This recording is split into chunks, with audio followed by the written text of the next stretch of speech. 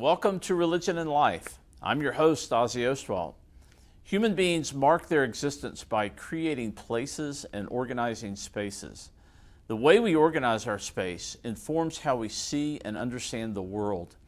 And when those spaces take on religious significance, it helps us to understand how we see the transcendent in our lives. My guest today, Professor Thomas Barrie from North Carolina State University, is an architect. Thomas, if I may, thank you for joining us today. Delighted to be here. Yeah. I've read some of your work, and it's provocative and interesting. Reading something from an architect's perspective about sacred spaces and then reflecting upon them from my perspective as a religious studies scholar has really opened my eyes a little bit. So I thought maybe we'd begin by just allowing you to introduce yourself and tell us a little bit about how you got interested in religious spaces or the intersection between religion and architectural spaces. Yes, well, I'm trained as an architect. I'm a registered architect and practiced architecture for quite a few years before I entered into teaching, but now I've been teaching for a long time. And really my interest in religious architecture, sacred places and so forth began in architecture school. I'm a grad of Virginia Tech, and that education prompted or poked, I think, what was already inside me, which was an interest in finding meaning. Right? What does this mean? Why do we build? Why do we build places the way we do? And why have we invested so much resource, human resource, economic resources in great religious architecture? Right. And that's what got me started. But the more I worked on it, and the more actually my research moved into multiple areas, the more I really realized what I was interested in, or what became an important part was that this all demonstrated the power of the built environment. That the built environment has been given tremendous power over the ages. And so my question is, why and how? Because my other area is spatial justice and affordable housing. Right, I saw that on your website. If we have power in the built environment, and we know that power has been misdirected, can we redirect it for good? So you pull these two interests together in that intersection. And I'm glad you mentioned that, because I read your book, Architecture of the World's Major Religions, and in there I pulled a quote, and you said something very similar to what you just articulated, that architecture, or I guess the built environment, functions to express some of the most fundamental and universal aspects of human nature. And I'd never really thought about the built environment in that way. Could you comment on that just a little further about how? You said the big question is how and why. So where does that lead you? Yeah, well, religions, first of all. Okay. As a religious studies scholar, I think you know, part of what religions are formulated to do. They're formulated to do a lot of things. Yes. But one of them is to ask and provide some reassurance about, the big questions, as they say. How did this world come into being? Why are we here? And what is our purpose? What is death? And where do I go after death? Right. And we tend to call these somewhat universal. Does that mean that religions answer them in universal ways? Not at all. I mean, that's what's interesting to me, is that the same questions, and that's, as a comparative architect, right, in my work, in looking at and researching sacred places, I'm interested in those cross currents. And as the subtitle of the book that you just read says, it's not only similarities but differences. Right. And so, death is often explained in very different ways in religions. Christ in the gospel says, I'm going to build you a house in heaven. The Buddha says, when I achieved enlightenment, I destroyed the house. How about that? You know, for very complementary points of view. And so if religions are different in that way, complementary, then the architecture is well. And I'd like to say that it often uses the same syntax, but speaks in often very different ways. So architecture or material is part of material culture, what we build, right?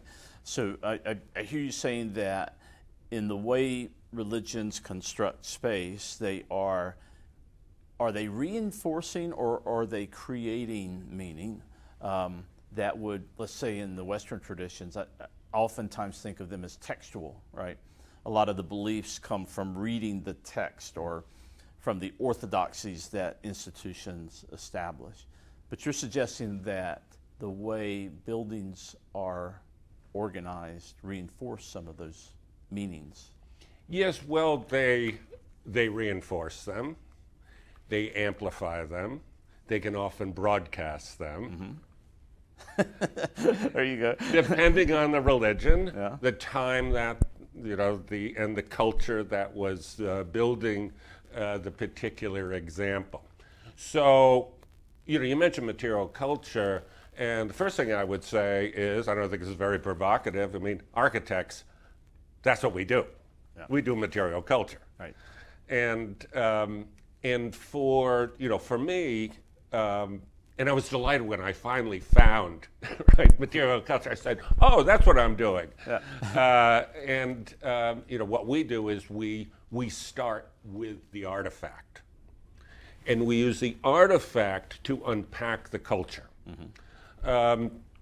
The more you might say conventional way, or a complementary way, I'll put it that way, is to look at the culture and then see the artifacts as an outgrowth of the culture. And in religious studies, sadly, that leaves often architecture as a kind of mute and impassive background. Right. And I think one way to look at it is a mirror and a lamp. Right? The material culture people use a lamp, right? We shine a light on the culture, whereas the complementary is a mirror. We say, oh, this reflects the culture. So I think, we all understand Christianity. And so I think looking at, a Christian example is probably a good way to say, well, how does it do this? Well, okay, we got an hour, but or more, right? But one of my favorite places is La Madeleine, the Abbey Church in Vézelay. It's a Burgundian church, Romanesque, and it's a quite remarkable place. Most of it dates from the 12th century, where the spiritual path of trial and redemption is materialized in the architecture. And along the way, there is a signposted path that both illustrates and broadcasts the risks of the path and the promises of redemption. You start with a tympanum at the western front. A typical theme in the Romanesque is Christ in judgment. Right? On his right, everyone's going to heaven. They're sitting on the lap of Abraham. Yeah. On his left, we know where they're going. Right? You pass through that before you get into the church. Yeah. And at La Madeleine, you enter in, and in the narthex, that inner, interstitial room, there's Christ in majesty, welcoming the peoples of the world, right, to the faith, right? A very hopeful message. And then in the nave, on all the column capitals are scenes from the Gospels, from what Christians call the Old Testament, right? And they are cautionary. They're, right. And they all say, you better get right. This is your task here. And so for a largely illiterate population, right, this is the pauper's Bible. They can read this as they journey along the path. So you get this message in the material, in the art, and in the architecture as you go through this church. One of my favorite churches is a cathedral in Ely in England. And, I love it. Yeah, and I remember the first time I visited there, before I even started in religious studies, my friend was showing me the cathedral, and he said, I think it was built over several hundred years, so the architectural styles changed. Part of it's Romanesque, and it's heavy, and it's dark, and then you enter into the Gothic part, which is light and airy. And he said this is reflective of how people saw God during those periods of time. You know, you've got the oppressive, judgmental God, and then you've got the God of light and grace and so forth. But yes, that's right. Yeah. That's right. You end up with the Gospel according to John. Right. Right. Yeah. Exactly. Yeah. So, along with communicating messages and orthodoxies and beliefs, is there anything to, since we're on this topic of cathedrals, I feel a sense of awe sometimes when I walk into one of these magnificent structures. Is that an additional kind of function that architecture can play in terms of religious spaces, creating a sense of transcendence or a sense of awe or a sense of unworldliness, otherworldliness? Absolutely. I mean, and when, if we talk about the great cathedrals, for example, we have to recognize this is high state architecture. Right. Right. And that is a particular, often in scholarship, dominant category of sacred places or religious architecture. So we have to recognize that. But because it was high state architecture, it enjoyed tremendous resources, right? And that's why so much could be built in such a manner. Was awe and wonder part of the agenda? Absolutely, right? There's also sublimity, right? It's not just, God is wonderful. It is, I better get going here because there is something much bigger, right, than myself. And that's, that's part of Christianity. It says, you've been warned, but here's the path. Right. Yeah. And that's a beautiful thing about architecture, that it is a material rendition of beliefs. And the path, of course, is an enduring theme. And you palpably, physically, haptically, kinesthetically experience these spaces in ways that no other art form, right, can do. Yeah, and in fact, you use the word path and place as suggestive of two sort of universal archetypes that architecture kind of plays into. And I think you've really well articulated this idea of path or pilgrimage or journey. What about place? Let's talk about sacred space a little bit. How does architecture help to delineate a space as sacred as opposed to secular or profane? And what function does that play in religion? Well, it does relate, right, to the path. They really can't be separated in many cases, or I would say in every case, because the sacrality of the center or the sacred space depends on the journey to get there. The great religious scholar Mircea Eliade talked about it's often a hard path, sown with obstacles. And that was his particular area of scholarship, right, was interested in, mostly high state architecture that was deliberate in that way. We often think about, the sacred space as, as the wow place, right? But that's not always the case. In Hindu architecture, right, you have a path. It's generally not a processional path like, the axial processional path that we're so familiar with in Christian architecture. And it's interesting in that you move from an outer court that's often, that in which you can look at the shikara, right? The great tower over the garbhagriha, the inner sanctum. And there's typically, not always, but typically a profusion of images. You enter into the columned hall, and there's more images. But by the time you get to the inner sanctum, it gets all quiet and dark and compressed. I also think about, in my first book was actually focused entirely on the sacred path and place. And I related it to Joseph Campbell's Myth of the Hero's Journey and so forth. And one of the places that was a case study was, they were the Zen temples of Japan. And one in particular, Koto-in at Daikokuji, Rinzai Zen Monastery in Kyoto. And what I discovered in finding delightful scholars who had researched this is that Zen monasteries carried with them, often included this myth of the first monastery. And the way the story goes that in China, right, there was great interchange during the medieval period between Japan and China, the 12th and 16th centuries.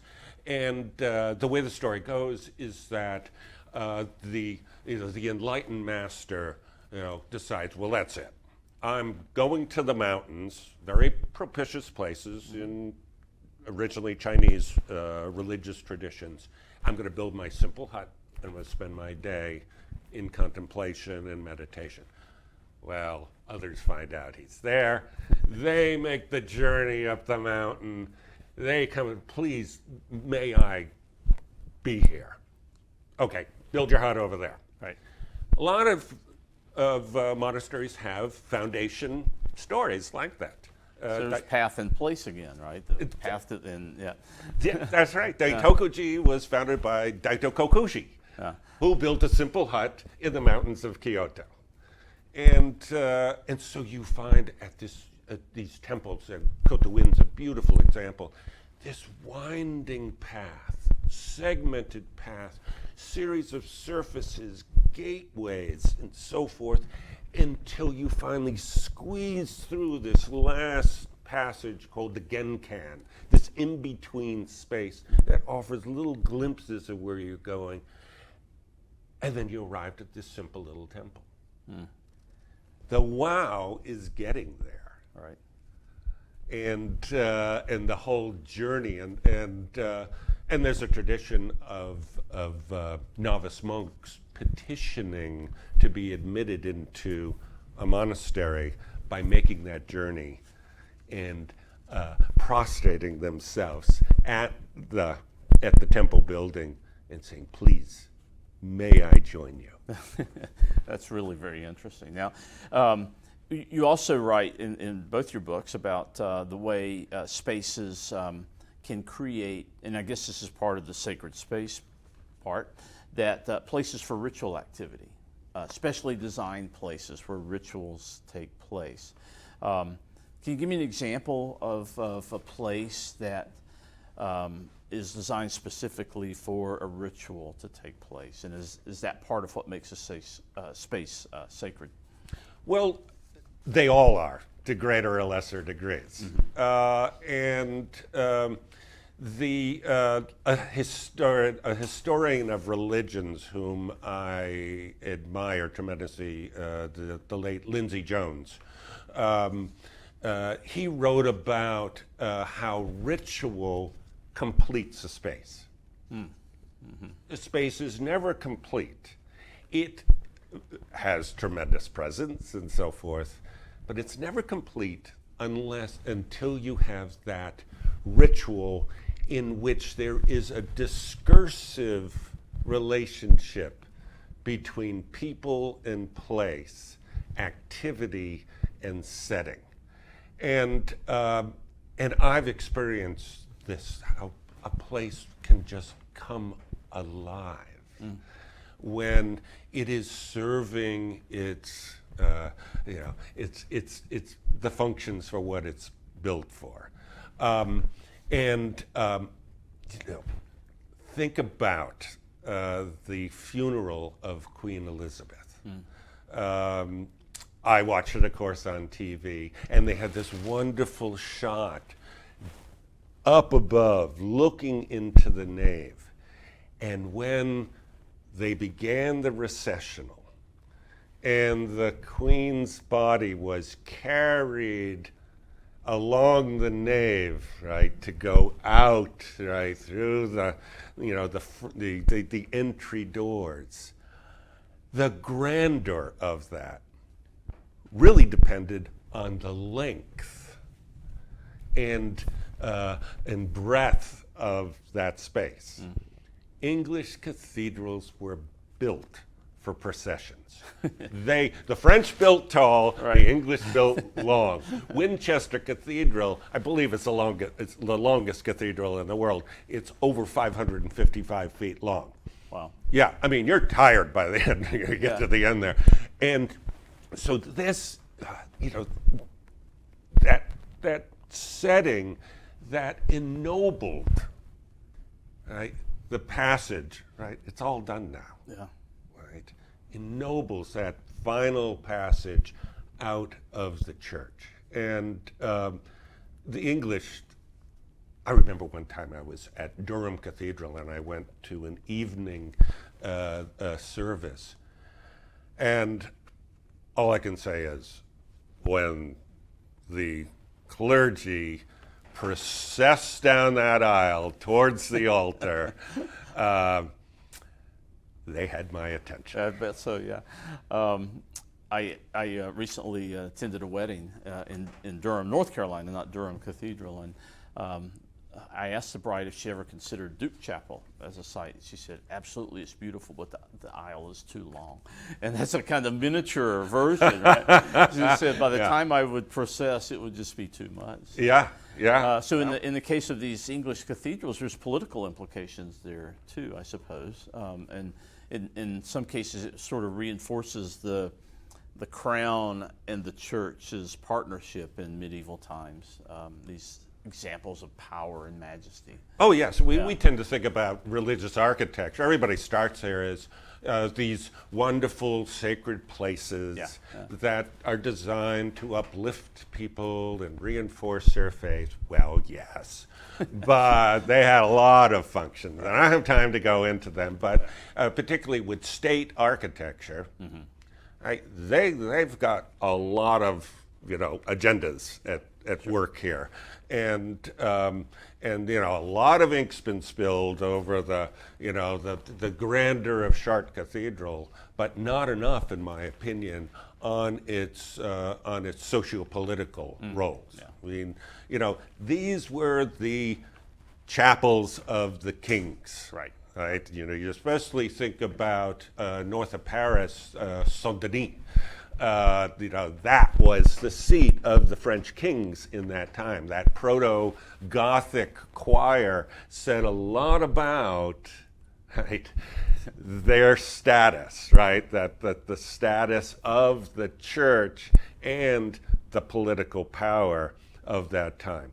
It's always been the case with high state architecture. You think of some of my favorite places are the Ottoman mosque, particularly in the hands of Sinan. They were all named for the sultans that commissioned them. Right? The Suleimani, the Selimiya, right? Yeah. Well, we can't end this talk about material culture without a few pictures. So I just randomly chose some images of religious architecture, and I thought we would show them here and maybe get you to just say a few words about some of what we're seeing here. I know you know this site. Church of the Holy Sepulchre. Yeah. This I've written about, and I really, consider that to be the case, right? That this is a wonderful example, and there's examples you could really find in Christianity of this, of an unremarkable building, architecturally, in a kind of classic architectural way, that is also the most important building in Christianity. Right. Built over centuries, purportedly founded by Constantine's mother, Helena. It is a bizarre place. I love it, right? Because it's not all awe and wonder. It's gloom and doom, and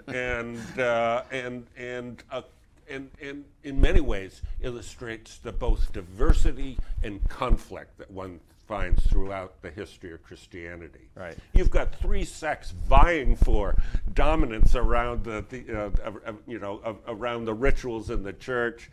You've got all these waves of pilgrims moving through there. You've got people pouring water on the stone of unction, reaching down to the Golgotha through the hole in the floor underneath the altar up in this kind of upper gallery, which is the last of the Stations of the Cross, and you got a community of Ethiopian monks living on the roof.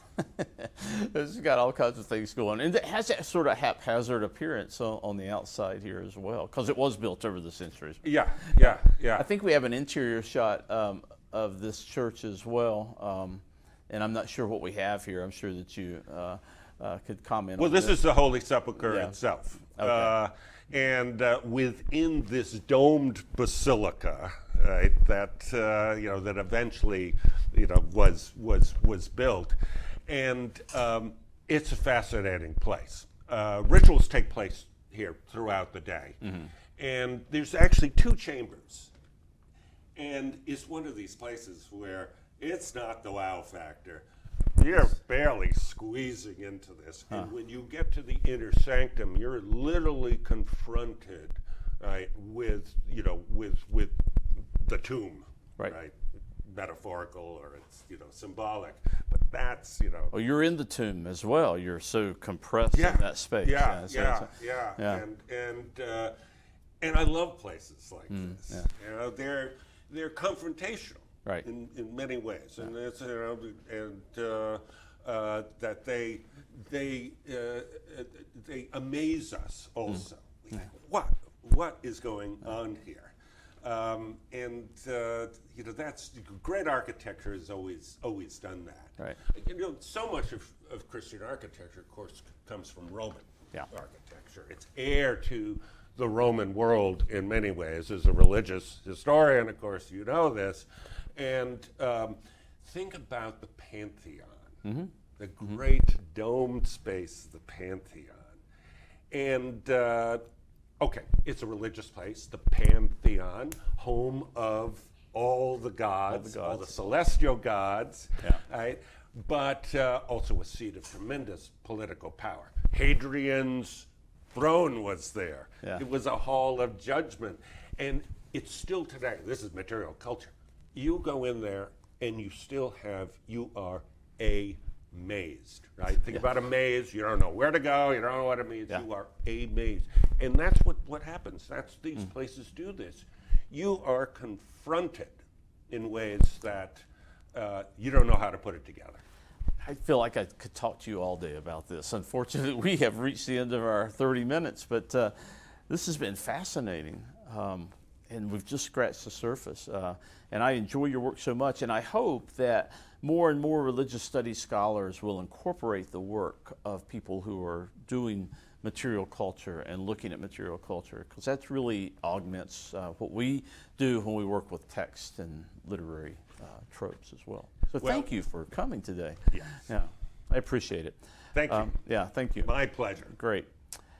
Well, that's it for Religion and Life for this week. I hope you'll join us again next time as we continue to explore religion and the way it is appropriated in the culture and society around us. Until then, this is Ozzie Ostwald.